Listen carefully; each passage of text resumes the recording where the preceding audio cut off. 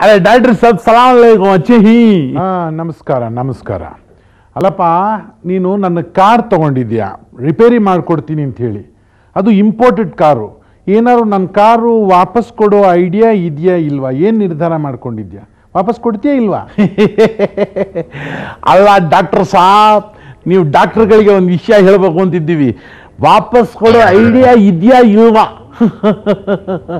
ವಾಪಸ್ ಕೊಡೋ ಐಡಿಯಾ ಐತೆ ಅಣ್ಣ ನಾವು ವಾಪಸ್ ಕೊಡ್ತೀವಿ ನಿಮ್ಮ ಥರ ನೀವು ವಾಪಸ್ ಕೊಡ್ತೀರಾ ಇಲ್ಲ ನಮಗೆ ಗೊತ್ತಾಗೋದಿಲ್ಲ ಮನ್ಸನ್ಗೆ ಕೊಟ್ಬಿಟ್ರೆ ಯಾಕೆ ಅಂದರೆ ಕಾಲು ನೋವು ಅಂತ ಏನಾದರೂ ಬಂದುಬಿಟ್ರೆ ಕಾಲು ಸ್ಕ್ಯಾನ್ ಮಾಡ್ತೀರಾ ಹೊಟ್ಟೆ ನೋವು ಅಂದ್ಬಿಟ್ರೆ ಹೊಟ್ಟೆ ಸ್ಕ್ಯಾನ್ ಮಾಡ್ತೀರಾ ಒಳಗಿರೋದು ಮಾಲೂಮುತ್ತಾ ನೀನಾ ಅದಕ್ಕೆ ನೀವು ಸ್ಕ್ಯಾನ್ ಮಾಡಬೇಕು ಇಲ್ಲದ್ರೆ ನಿಮ್ಗೆ ಗೊತ್ತಾಗಿಲ್ಲ ಹಾರ್ಟ್ ನೋವು ಅಂದರೆ ಹಾರ್ಟ್ ಸ್ಕ್ಯಾನ್ ಮಾಡ್ತೀರಾ ತಲೆ ನೋವು ಅಂದರೆ ತಲೆ ಸ್ಕ್ಯಾನ್ ಮಾಡ್ತೀರಾ ಎಲ್ಲ ಒಟ್ಟಿನಲ್ಲಿ ಏನೇ ಪ್ರಾಬ್ಲಮ್ ಅಂತ ಬಂದರೆ ಈ ಸ್ಕ್ಯಾನ್ ಮಾಡಿದ್ರೇ ನಿಮಗೆ ಗೊತ್ತಾಗೋದು ನೈತೋ ಮಾಲ್ಮೀಸ್ ನೀವು ಹೋತಾ ಎಲ್ಲ ಸ್ಕ್ಯಾನ್ ಮಾಡಾದ್ಮೇಲೆ ಪೇಷಂಟು ಕ್ಲೀನಾಗಿ ಜೇಬ್ ಸ್ಕ್ಯಾನ್ ಮಾಡ್ತೀರಾ ಅವಾಗ ಗೊತ್ತಾಯ್ತದೆ ಇವನಿಗೆ ಯಾವುದು ರೋಗ ಅದು ಪಟ್ಟಿ ಕಟ್ಟಬೇಕು ಅಂತ ಬಂದಾಗೋ ಆಮೇಲೆ ನಮ್ಗೆ ಹೇಳ್ತೀರಾ ಇಂಥ ರೋಗ ಐತೆ ಅಂದ್ಬಿಟ್ಟು ಆಪರೇಷನ್ ಥಿಯೇಟ್ರಿಗೆ ಕರ್ಕೊಂಡೊಯ್ತೀರಾ ವಾಪಸ್ ಕೊಟ್ರೆ ಅಚ್ಚಾವ ನೈತೋ ಅಲ್ಲ ಬೇಕಲ್ಲ ನಾ ಸೋತಾಚು ದೇವರು ನೋಡ್ಕೊಂಡ್ಬಿಡ್ಬೇಕು ಇನ್ನೇನು ಮಾಡೋಕ್ಕಾಗಿಲ್ಲ ನಿಮ್ಮ ಡಾಕ್ಟ್ರುಗಳಿಗೆ ಹೆಂಗೆ ನಂಬಕೈತೆ ನಾವು ನಮ್ಮ ಮೆಕ್ಯಾನಿಕ್ಗಳು ಪಕ್ಕ ಅವತ್ತು ನೋಡು ನನ್ನ ಕೆಲಸ ನಿನ್ನ ಕೆಲಸನ ಒಂದು ಮಾಡಬೇಡ ನಾನು ಡಾಕ್ಟ್ರಿಗೆ ಭಾಳ ಜವಾಬ್ದಾರಿ ಇರುತ್ತೆ ಮನುಷ್ಯನ ನಾವು ಹ್ಯಾಂಡಲ್ ಮಾಡೋದು ಗೊತ್ತಾಯ್ತಾ ನಿಂದೇನೆಯಾ ಮಹಾ ಕಾರ್ ಮೆಕ್ಯಾನಿಕ್ ನೀನು ಕಾರಲ್ಲಿ ಏನೆಯಾ ಇರುತ್ತೆ ಅದು ಮಾಮೂಲಿ ಒಂದಷ್ಟು ಕಬ್ಬಣ ಒಂದಷ್ಟು ರೆಕ್ಸಿನು ಒಂದಷ್ಟು ರಬ್ಬರು ಒಂದಷ್ಟು ಸ್ಟೀಲ್ ಇನ್ನೇನಿರುತ್ತೆ ಒಂದಷ್ಟು ಗ್ಲಾಸ್ ಏನಿರುತ್ತೆ ಮಹಾ ಕಾರಲ್ಲಿ ಕಾರ್ನಲ್ಲಿರೋದು ಬರೀ ರೆಕ್ಸಿನು ಕಬ್ಬಣ ಪ್ಲಾಸ್ಟಿಕ್ ಇಷ್ಟೇ ಇರೋದು ಮನ್ಸ ಒಳಗೆ ಏನಿರೋದು ಬರೀ ಮಾಂಸ ಐತೆ ಮೂಳೆ ಐತೆ ಅದ್ರ ಮೇಲೆ ಸ್ವಲ್ಪ ಚರ್ಮ ಹಾಕ್ಬಿಟ್ಟು ಒಳಗಡೆ ಬ್ಲಡ್ ಹಾಕ್ಬಿಟ್ಟಿದ್ದಾರೆ ಡಾಕ್ಟರ್ ರಾಜ್ಕುಮಾರ್ ಹೇಳಿಲ್ಲ ಆ ಪಿಕ್ಚರ್ ಒಳಗೆ ಭಕ್ತ ಉಂಬಾರ ಒಳಗೆ ಮಾನವ ಮೂಳೆ ಮಾಂಸದ್ದು ಕಣ್ಕೆಗರ್ಗು ಅದೇ ಥರ ಮಾನವ ಇನ್ನೇನೈತೆ ಮೂಳೆ ಮಾಂಸದ್ದು ಕಾರು ಹಂಗೆ ರಬ್ಬರು ಕಬ್ಬಣ ಅಷ್ಟೇ ಅಣ್ಣ ಎರಡು ರಿಪೇರಿ ಮಾಡೋಕ್ಕೆ ಐಕಿಲ್ಲ ನಾವು ಡಾಕ್ಟ್ರು ನೀವು ಡಾಕ್ಟ್ರು ನಾವು ಕಾರ್ ಡಾಕ್ಟ್ರು ನೀವೇನಾದರೂ ಮನ್ಸಂದು ಡಾಕ್ಟ್ರು ಕಾರ್ಗೆ ರಾಂಗ್ ರಿಪೇರಿ ಮಾಡಿಬಿಟ್ರೆ ಮಾತಾಡೋಕ್ಕಿಲ್ಲ ಪಾಪ ಅನುಭವಿಸ್ತದೆ ಮನ್ಸನ್ಗೆ ಹಂಗಲ್ಲ ರಾಂಗ್ ರಿಪೇರಿ ಮಾಡಿಬಿಟ್ರೆ ಫೇಳಂತ ಮುಖದ ಮೇಲೆ ಹೊಡಿತಾನೆ ರಿಯಾಕ್ಷನ್ ಗೊತ್ತಾಯ್ತದೆ ಕಾರ್ದು ರಿಯಾಕ್ಷನ್ ಗೊತ್ತಾಯ್ಕಿಲ್ಲ ಅಣ್ಣ ಅದು ಮೂಕ ಪ್ರಾಣಿ ಇದ್ದಂಗೆ ಹುಷಾರಾಗಿ ನೋಡ್ಕೋಬೇಕು ಗೊತ್ತು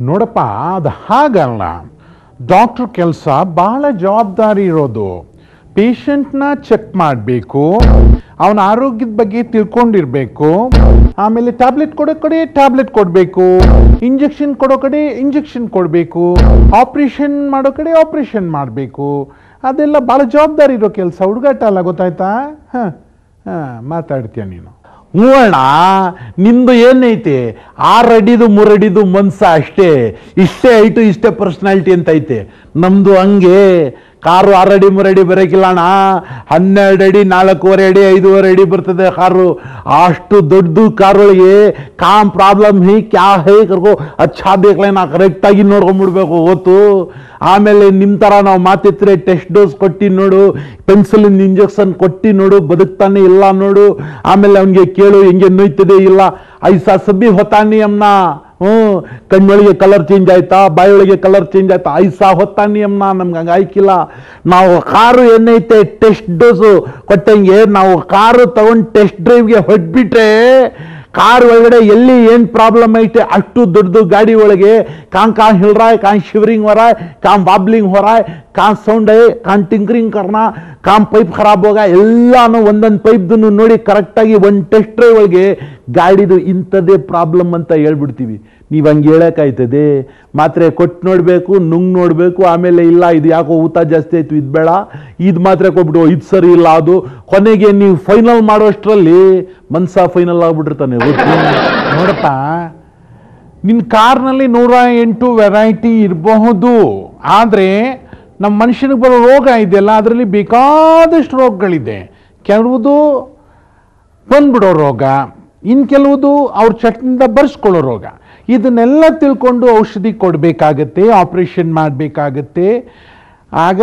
ಏನೇನು ಆಗಿದೆ ಅನ್ನೋದು ನಮಗೆ ಗೊತ್ತು ನೋಡು ನಿನ್ನ ಕಾರ್ ಬ್ಯಾನೆಟ್ ಓಪನ್ ಮಾಡಿ ತೋರಿಸ್ಬೋದು ಯಾವ್ಯಾವ ಸ್ಪೇರ್ ಪಾರ್ಟ್ಸ್ ಹಾಕಿದ್ಯಾ ಅಂತ ನಾವು ಹತ್ರ ತೋರ್ಸೋಕೆ ಆಗೋದಿಲ್ಲ ಅದೇ ಕಷ್ಟ ಹೌದಣ್ಣ ನಿಮ್ಮದು ಬೆನಿಫಿಟ್ ಅದೇ 108 ಕಾಯಿಲೆ ಐತೆ ಮನ್ಸಂದು ಪೂರಾ ಬ್ಯಾನೆಟ್ ಗಿನೆಟ್ ಬಿಚ್ಚಿ ನೋಡೋಂಗಿಲ್ಲ ಏನಿಲ್ಲ ಒಳಗಡೆ ಏನಾದ್ರು ಪ್ರಾಬ್ಲಮ್ ಆಗ್ಬಿಟ್ರೆ ನಾವು ಅದನ್ನ ನಂಬ್ಕೊಂಡ್ಬಿಡ್ಬೇಕು ಐಸಾಚು ಹಾಕಿ ಒಪ್ಕೊಂಡ್ಬಿಡ್ಬೇಕು ಅಣ್ಣ ನಮ್ಮದು ಹಂಗಲ್ಲ, ನಿಮ್ಮ ಥರ ನಾವು ಅದು ಮಾಡಿಬಿಟ್ಟಿದ್ವಿ ಇದು ಮಾಡಿಬಿಟ್ಟಿದ್ವಿ ಅಂದರೆ ಆಯ್ಕಿಲ್ಲ. ನಾವು ಇದುವರೆಗೂ ನಿಮ್ಮನ್ನ ನಂಬ್ಕೊಂಡು ನಡೆದಿದ್ವಣ್ಣ, ಗೊತ್ತು. ಇಷ್ಟವರೆಗೂ ನೀವೇನು ಮಾಡಿದ್ದು ಅದೆಲ್ಲ ನಂಬ್ಕೊಂಡಿದ್ದೀವಿ. ಒಳಗಡೆ ಏನು ಸ್ಪೇರ್ ಪಾರ್ಟ್ಸ್ ಹಾಕಿದ್ದೀವಿ ನೀವು ತೋರಿಸಿದ್ದೀರಿ. ನಾವು ಹಂಗಲ್ಲ, ಗಾಡಿ ತಂದ್ಬಿಟ್ಟು ಓಪನ್ ಮಾಡಿಬಿಟ್ಟು ಬ್ಯಾನರು ನೋಡಿ, ಇಲ್ಲಿ ಕಫ್ಲಿಂಗ್ ಹಾಕಿದ್ದೀವಿ, ಇಲ್ಲಿ ಬೋರ್ ಹಾಕಿದ್ದೀವಿ, ನೋಡಿ ಇಲ್ಲಿ ಬೇರಿಂಗ್ ಹಾಕಿದ್ದೀವಿ, ನೋಡಿ ಇಲ್ಲೊಂದು ಮಫ್ಲರ್ ಹಾಕಿದ್ದೀವಿ, ಎಲ್ಲಾನು ತೋರಿಸ್ಬಿಟ್ಟು ಲೆಕ್ಕ ಬರ್ಕೊತಾರೆ.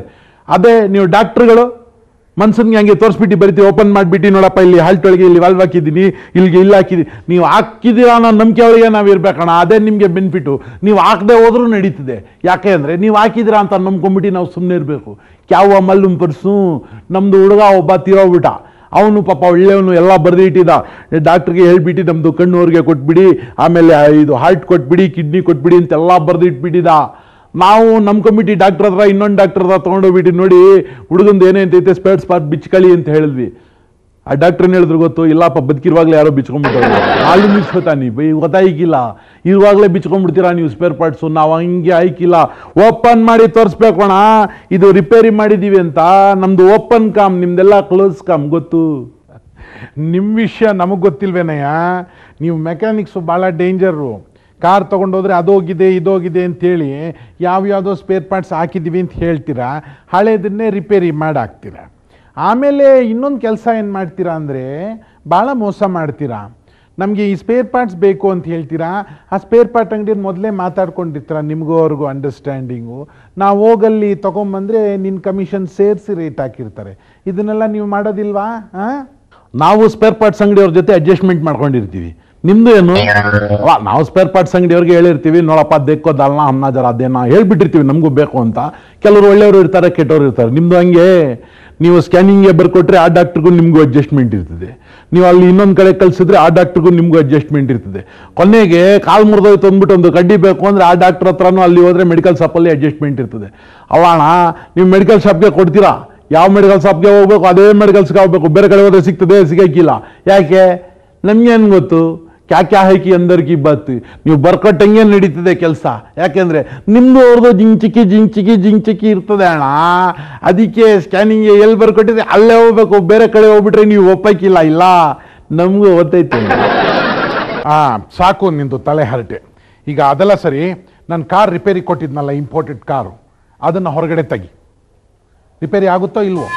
ನನಗೆ ಗೊತ್ತು ಅಣ್ಣ, ನಿಮ್ಮದು ಇಂಪೋರ್ಟೆಡ್ ಕಾರ್ ಲೇಕೋ ನೀ ತಗೊಂಬಂದಿಲ್ಲ ನಮ್ಮೂರಿಗೆ, ಅವಳನ್ನೇ ಕನ್ಫರ್ಮ್ ಕರ್ಲಿ ಆಸು. ನೀವು ಗ್ಯಾರಂಟಿ ನಮ್ಮದು ಮೆಕ್ಯಾನಿಕ್ ಶಾಪ್ಗೆ ಬರಲೇಬೇಕು ಅಂತ. ಯಾಕೆ ಅಂತ ಹೇಳಿಬಿಟ್ರೆ, ಇಂಪೋರ್ಟೆಡ್ ಗಾಡಿ ಇಂಡಿಯಾ ಒಳಗೆ ಸೆಟ್ ಆಗಿಲ್ಲ ಅಣ್ಣ. ಹೊತ್ತಾ ನೀವು ಸೆಟ್ ಆಗಿಲ್ಲ. ಯಾಕೆ ಗೊತ್ತು? ನಮ್ಮದು ಇಂಡಿಯಾ ಒಳಗೆ ಕರೆಕ್ಟು, ಅವ್ರದ್ದು ಕಾರ್ಗೆ ಕರೆಕ್ಟ್ ಅಣ್ಣ. ಅವ್ರದ್ದು ಊರೊಳಗೆ ಅಡ್ಜಸ್ಟ್ಮೆಂಟ್ ಆಯ್ತದೆ. ಈಗ ನಿಮ್ಮದು ಕಾರ್ಗೆ ಹಿಂದ್ಗಡೆಯಿಂದ ಯಾರೋ ಗುದ್ಬಿಟ್ಟವ್ರೆ.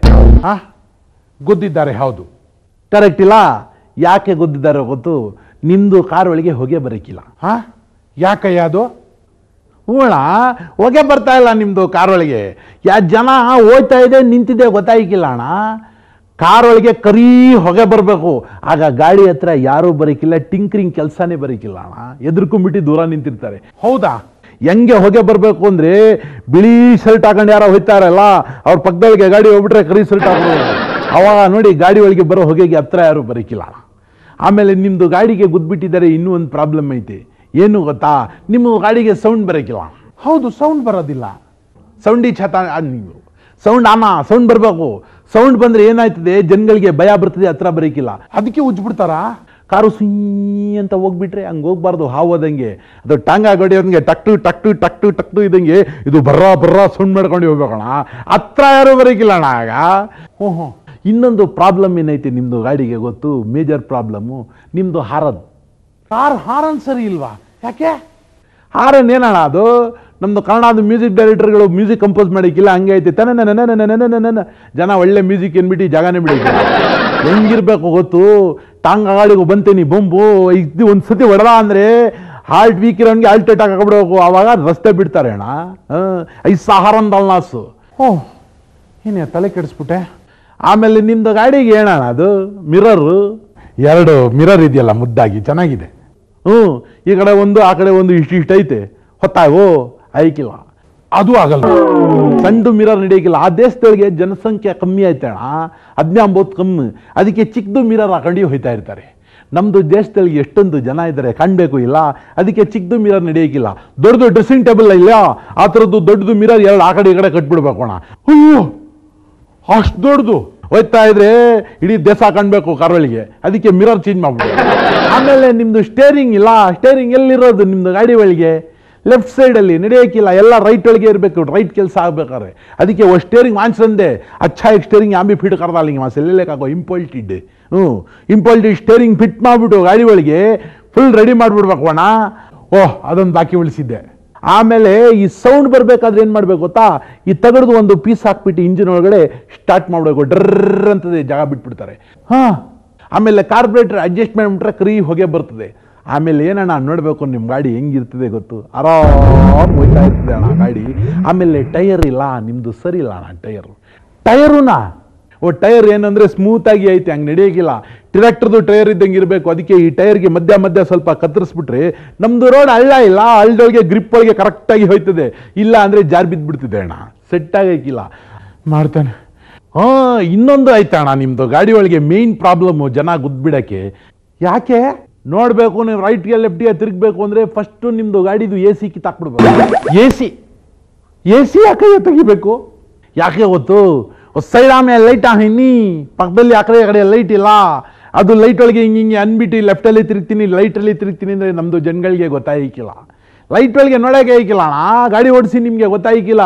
ಮೇಲೆ ಸಿಗ್ನಲ್ ನೋಡೋದು, ಮಧ್ಯ ಬರೋ ನಾಯಿ ಬೇಕು ನೋಡೋದು, ಈ ಸ್ಕೂಲ್ ಮಕ್ಕಳು ನೋಡೋದು, ಜನ ಓಡಾಡ್ತಾರೆ ಅವ್ರನ್ನ ನೋಡೋದು, ಈ ಕಡೆ ಹೋಗೋ ಮೋಟರ್ ಬೈಕ್ ನೋಡೋದು, ಆಟೋ ರಿಕ್ಷಾ ಯಾವ್ಯಾವುದು ಅಂತ ನೋಡೋದು. ದೇವ್ರು ಕೊಟ್ಟಿರೋ ಎರಡು ಕಣ್ಣಣ್ಣ, ಅದ್ರೊಳಗಡೆ ನಿಮ್ಮದು ಗಾಡಿ ಹಿಂದ್ಗಡೆ ಹಿಂಗೆ ಅಂತದೆ, ಅದು ನೋಡೋಕ್ಕೆ ಆಯ್ತದೆ. ಜನ ಅದು ನೋಡೋಕ್ಕೆ ಇಲ್ಲ. ಆಮೇಲೆ ಏನು ಅಂದರೆ ಇಷ್ಟೆಲ್ಲ ಚೇಂಜ್ ಮಾಡಿದ್ಮೇಲೆ ಇನ್ನು ಬಾಡಿ ಒಂದು ಯಾಕೆ ಬಿಡ್ತೀರಾ, ಕಿತ್ತಾಕ್ಬಿಟ್ಟು ಯಾವುದೋ ಗುಜರಿಯಿಂದ ಒಂದು ಬಾಡಿ ತಂದುಬಿಟ್ಟು ಫಿಟ್ ಮಾಡಿ ಹಾಕ್ಬಿಡೋಣ. ಗಾಡಿ ಚೇಂಜ್ ಆಯ್ತಾ ಚೇಂಜ್ ಆಗಿಬಿಟ್ರೆ ಫಸ್ಟ್ ಕ್ಲಾಸ್ ನಮ್ಮದು ಬೆಂಗಳೂರು ಗಾಡಿ ಆಯ್ತಾ. ಶಿವಾಜಿನಗರಗಳೇ ಹೋಯ್ತಾ ಇದ್ರೆ ಜನ ಸೌತೆಕಾಯಿ ತಿನ್ನೋದು ಬಿಟ್ಬಿಟ್ಟು ನೋಡ್ತಾ ಇರಬೇಕು, ಮಲ್ಲುಮಿ ಹಂಗೆ ಮಾಡ್ಬಿಡೋಣ.